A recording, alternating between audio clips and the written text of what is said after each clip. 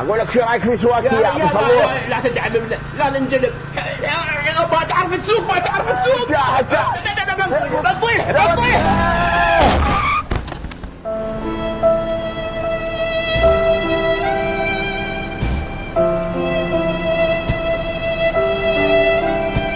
هود يلا يلا يا ظهري، يلا يلا يا ظهري. تعال ابوي ابوي ابوي ابوي، راسي راسي. ابو بلوح هدا تعال. وينك بالحجري؟ هذولي وراك يا سعد دوكم. تعال والله هذو. يس اقول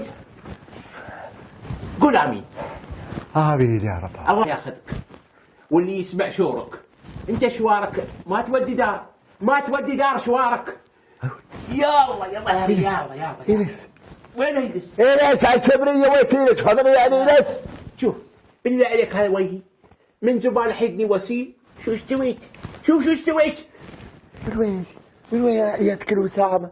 قول عني انا، تقول عنك انت. بالله عليك ابو فلوح، هذا شور شرت علي، لكن مو منك، مني انا. ولا انا بشوف اسمع شوارك، او ان نقوم نسير عند الدراجين وفريق الدراجات، نسير عند ربيعه. شو اسم ربيعك هاي؟ هذا ام كي ادفنتشر. منو؟ ام كي ادفنتشر. هذا الرجال معروف، محمد جمع الكعبي معروف. والنعم فيه والنعم فيه، لكن يا ابوك هذه الشغله مو بلنا، احنا شيبان كبار، انزين مو بلنا الشغله. يلا يا ظهري يلا.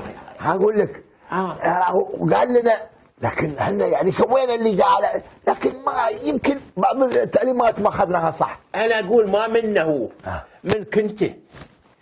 قال لنا ومني انا بعد، ومني انا قال لنا البسوا شو اسم اخوه، يلا خوذه البسوا خوذه. ما سمعنا الكلام.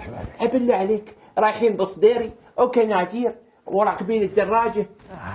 هذا كله منك. لو خليتنا تصير انت لو مو بخيل تاخذنا خوذه هذا سوينا الاشياء اللي قالها عنا مال السلامه. يا الله كله منك. وبتعرف بعد ليش؟ انا شو ابى اخليك انت تسوق الدراجه؟ شو اخليك انت تسوق الدراجه؟ انت بغام ايش دراك؟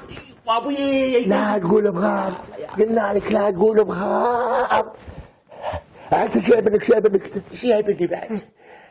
لا يسلم عليك. حبيتكم استريح. يلا لا تهنينا بصوم، لا تهنينا نبى نقرا قرآن، نبى نسير نصلي في المسجد، كله منك. شو بسمع انا شورك، شو بشبع شورك، شهر فضيل وهذه حاله.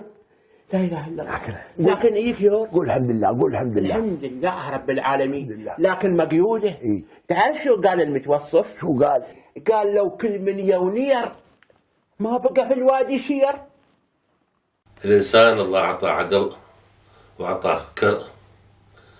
الإنسان يعمل في العمل اللي يعرفه، إن كان بيدار وإن كان بحار وإن كان طباخ وإن كان عالم، يلتزم بعمله اللي هو يعرفه. ما يسوي أنه يعرف كل شيء ويدري بكل شيء. لا، لازم هو يكون عنده إتقان في عمله. حتى الرسول صلى الله عليه وسلم يقول إن الله يحب إذا عمل أحدكم عملا أن يتقنه.